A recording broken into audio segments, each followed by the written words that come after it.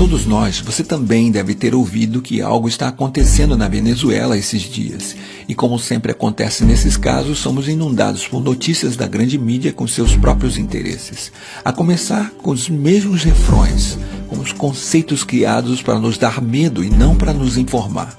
Surgem rapidamente palavras como repressão, ditadura, censura. Mas, como já estamos acostumados, os interesses de oligarquias, dos banqueiros, do Império Norte-Americano estão por trás dessas notícias. Vamos tentar fazer uma leitura mais profunda e entender o que realmente está acontecendo na Venezuela. É muito importante dar uma olhada na geopolítica. A primeira coisa que temos para saber é que a Venezuela tem as maiores reservas de petróleo conhecidas no mundo. Mas vamos entender melhor o que está acontecendo na Venezuela se dermos uma olhada para o seu vizinho do norte, para os Estados Unidos. A sociedade americana é uma das maiores consumidoras dos derivados de petróleo do mundo. Primeiramente, no que diz respeito à gasolina, eles têm a mais alta taxa de carros por habitante do planeta. E obviamente existem outros derivados como plástico, roupas, cosméticos. Para sustentar essa sociedade dependente de petróleo, os Estados Unidos têm que importar 60 dos 100 barris que consomem. Vamos tentar dar uma olhada um pouco mais ampliada de onde vem o petróleo que é consumido nos Estados Unidos. Nesse sentido, o Oriente Médio é uma área-chave. Os Estados Unidos importam uma parte significativa do seu petróleo da Arábia Saudita, Catar, dos Emirados Árabes Unidos. E com esses aliados lançou-se uma estratégia para dominar politicamente a região. São esses interesses de energia, tanto de gás como de petróleo, que estão por trás da guerra do Iraque, da atual situação na Síria, da ocupação da Palestina e da intervenção na Líbia. Agora, uma vez que vimos tudo isso, um simples cálculo nos permitirá ver por que a Venezuela é tão importante para os Estados Unidos.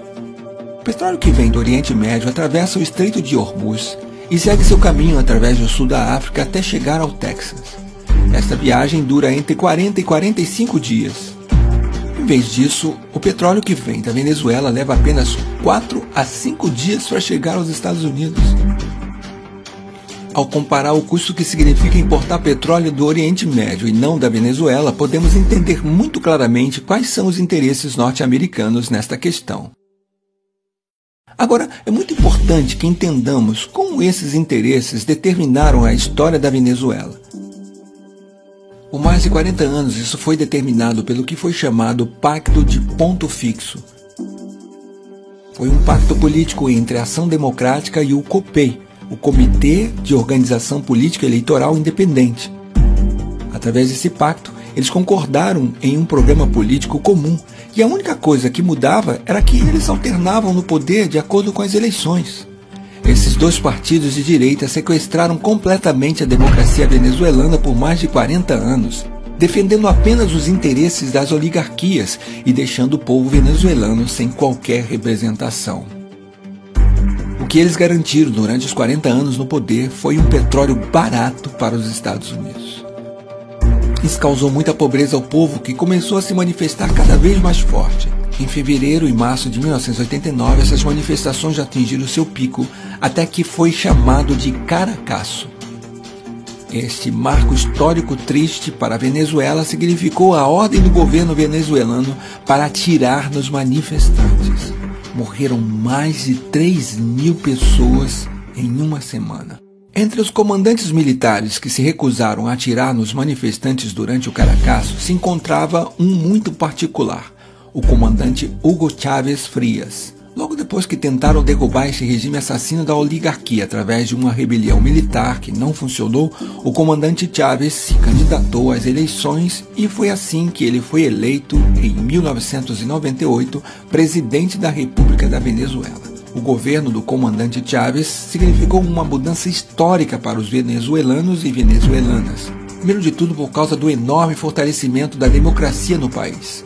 Começou reformulando de forma democrática todas as instituições do Estado através de uma Assembleia Constituinte. Nos 15 anos que levaram a Revolução Bolivariana, foi dada a cifra incrível de 19 eleições, das quais 18 foram vencidas pelo processo revolucionário. Esse processo de democracia representativa permanente também foi completado por um fortalecimento da democracia participativa na Venezuela. Os avanços resultantes das políticas sociais também têm sido muito importantes. A pobreza passou de 54,2% em 95 para 23,9% em 2012. A mortalidade infantil diminuiu em 50%. A saúde e a seguridade social somam atualmente 21% do orçamento do Estado venezuelano. As matrículas universitárias foi de 800 mil para 2.600.000 atualmente. E a Venezuela conta com 75 universidades públicas. Já foi erradicado o analfabetismo em todo o país.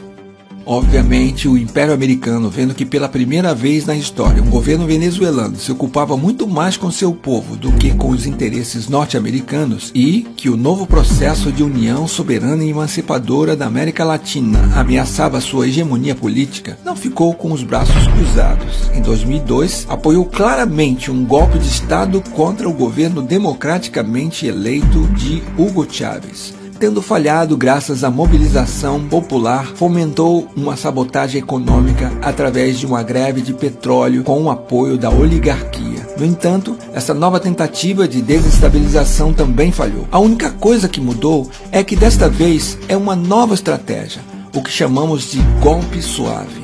O primeiro passo é a guerra econômica. Por mais que se tenha feito muitas mudanças na economia venezuelana, o país ainda depende muito das importações para satisfazer as suas necessidades básicas. E a mesma oligarquia que historicamente criou essa situação está tentando se aproveitar agora dela. Por um lado, alguns industriais ligados à oligarquia, que quer acabar com o processo bolivariano, está tentando criar escassez de produtos básicos para criar descontentamento na população. E do outro lado, alguns setores importadores que também querem acabar com esse processo estão especulando com dólares em vez de usá-los para importar produtos de necessidades básicas para o país. Isso demonstra mais uma vez o cinismo da oligarquia venezuelana disposta a tudo para voltar ao poder. Agora vamos ver o segundo e talvez o mais importante dos eixos do golpe suave. Este é a manipulação midiática. A oposição golpista venezuelana tem duas facetas, uma que se mostra pacífica e a outra que é claramente violenta. E certos meios de comunicação, tanto na Venezuela como no exterior, se converteram no eixo central dessa estratégia de golpe suave. Ao manipular de forma totalmente vergonhosa os fatos que estão acontecendo na Venezuela, eles querem fazer o mundo acreditar que o governo venezuelano está reprimindo duramente simples manifestantes pacíficos.